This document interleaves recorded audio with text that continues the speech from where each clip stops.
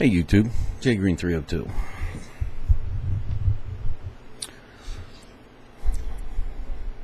Updates, miscellaneous, current state of affairs. I don't know what the fuck I'll call this.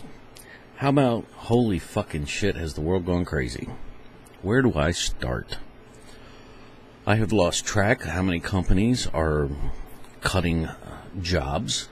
There was a list of 34, then a list of 50 came out on top of that, and then Tasty Cake, the Twinkie people, what was it, 18,000? 13,000, 8,000, 12,000, something to that effect. 12,000, 13,000 people shut a company down because they weren't getting paid enough. So now they have no money. I've lost track of how many things that Obama has been signing, and the UN Arms Treaty being reopened. And, oh, by the way, Israel just went apeshit. I saw a report, a guy said on November 9th, Israel was going to cut loose or something to that effect. Something like 3 days right after the election. Well, it took a week later, and instead of going after Iran, they seem to have gone after the Gaza Strip. Well, I was sitting there and I was thinking about that, and I was thinking about that, and I was like, well, wait a minute.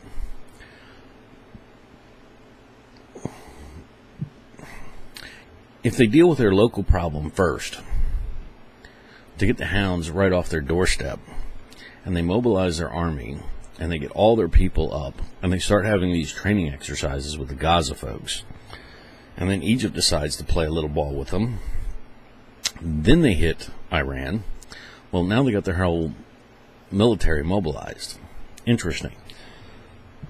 Who wins? Let's stop and think about this.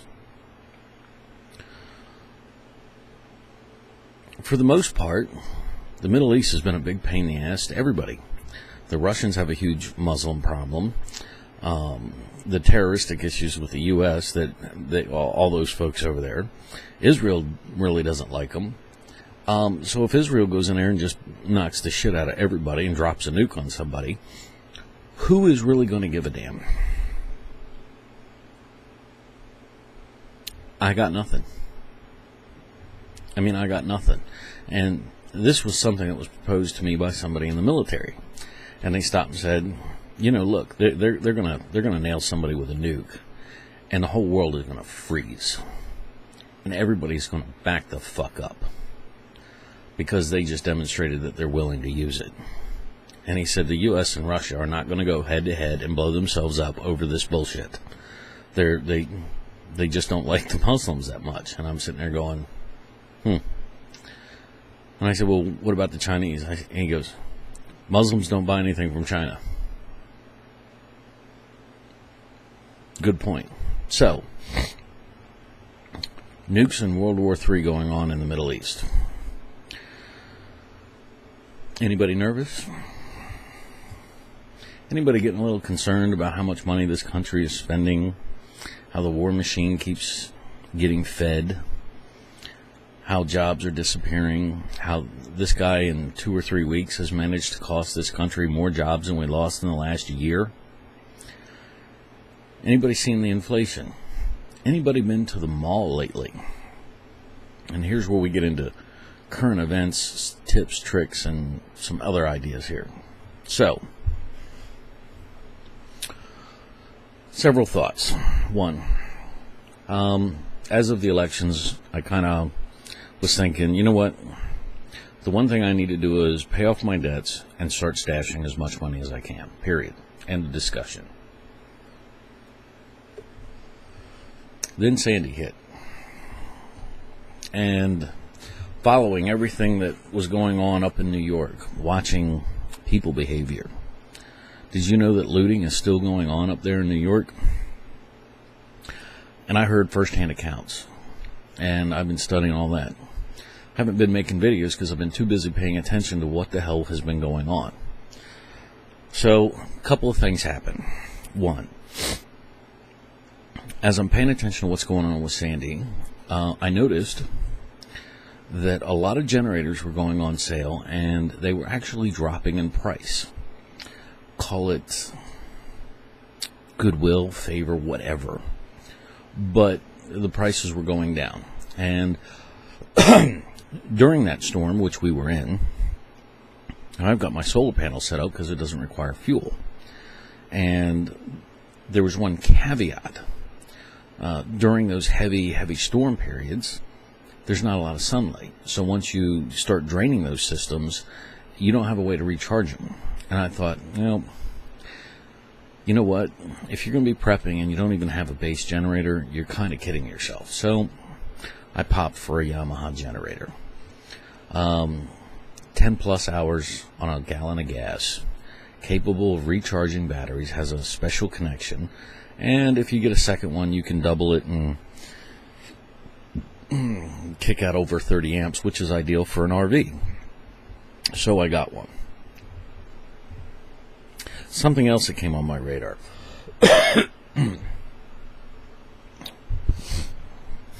This is the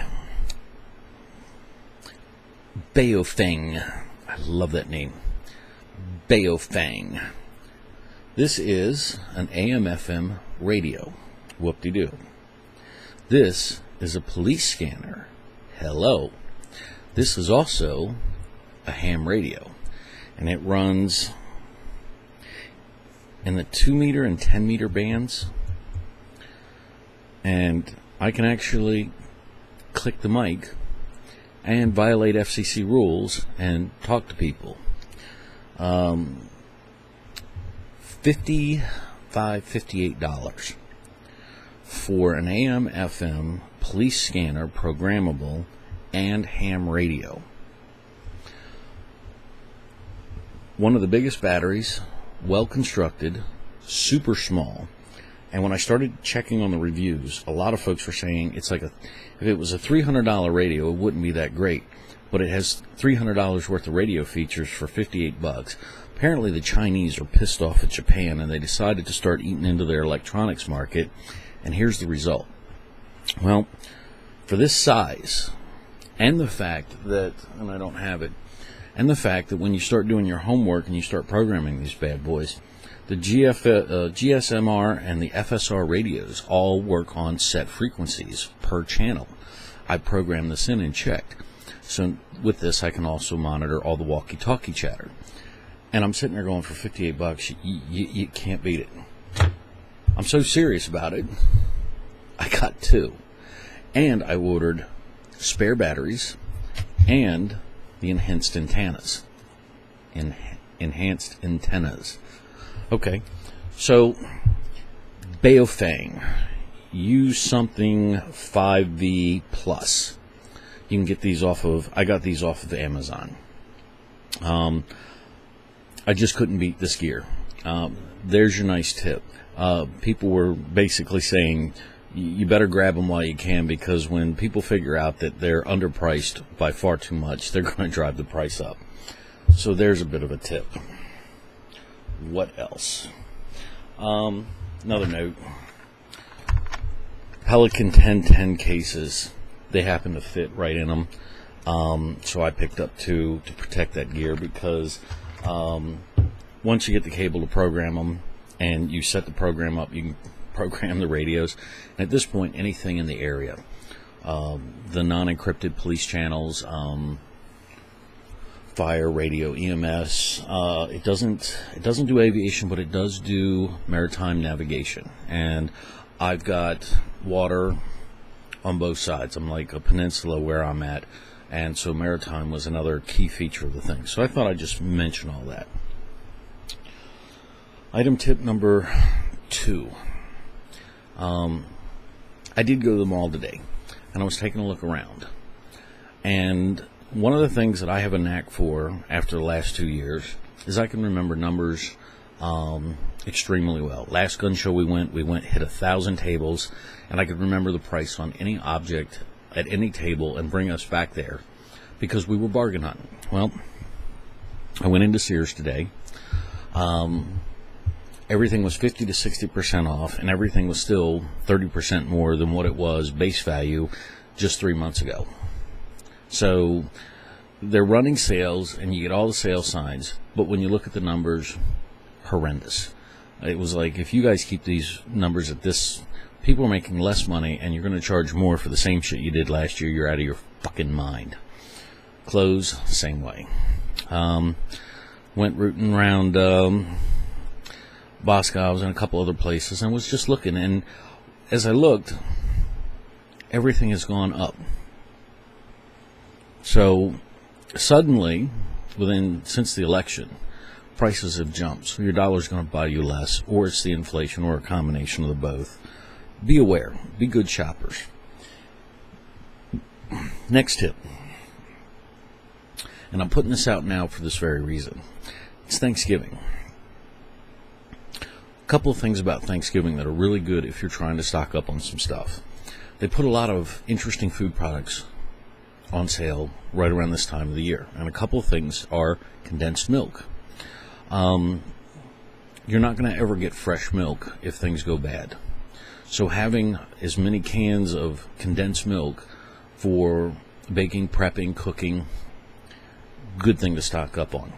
The other thing is, I don't know where you're at. I don't know what you guys do, but here, I've just picked up the second turkey for 58 cents a pound.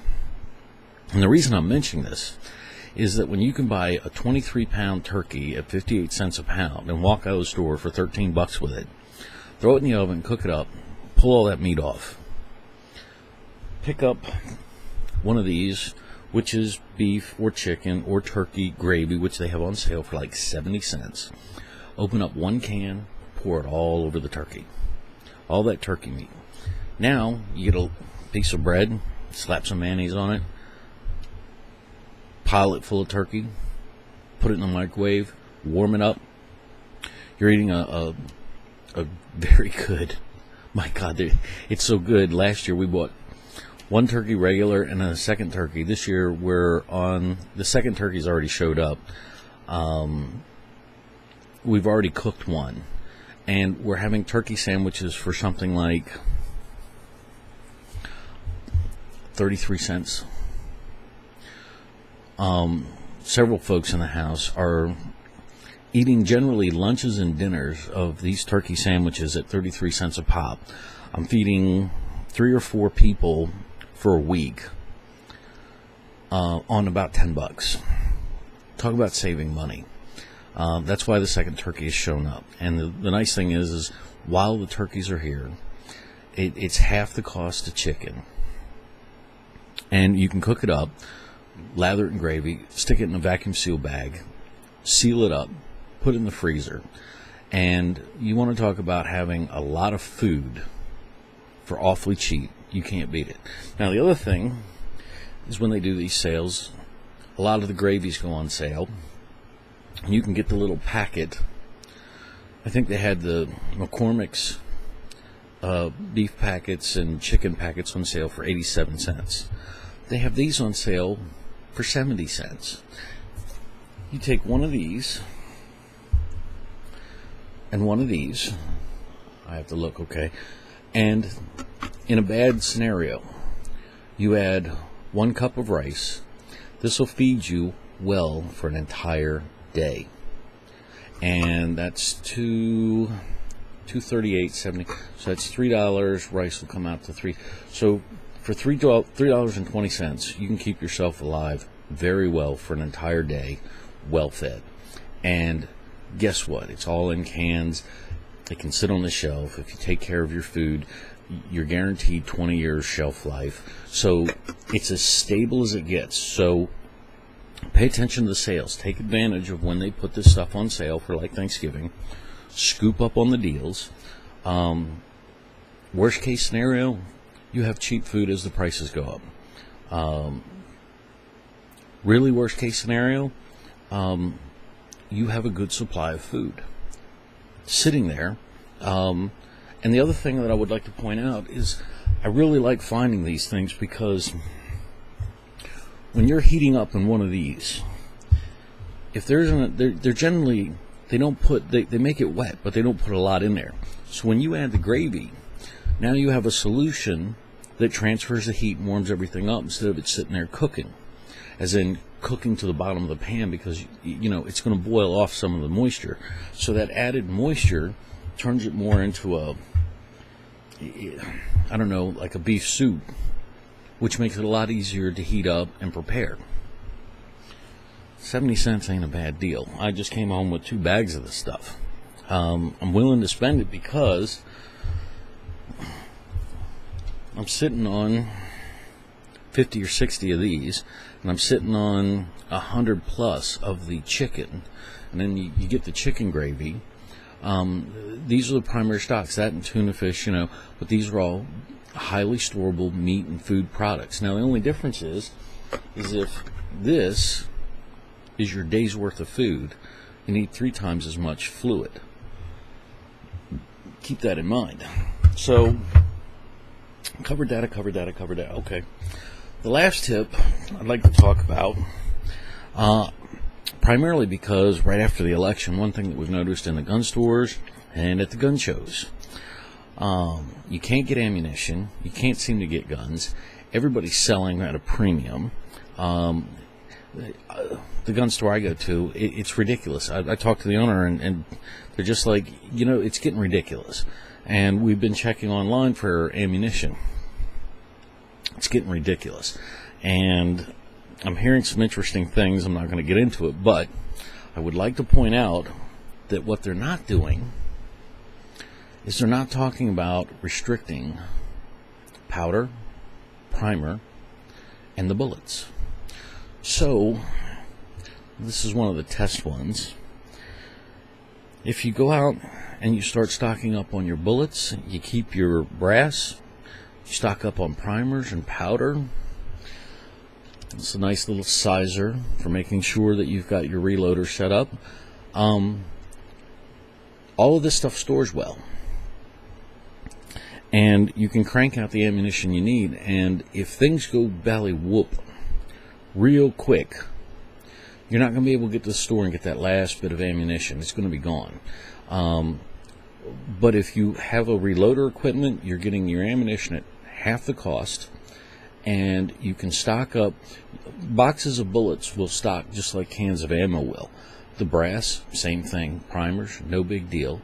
And you can crank out whatever you need. And as you shoot it, you collect your brass, you reload it.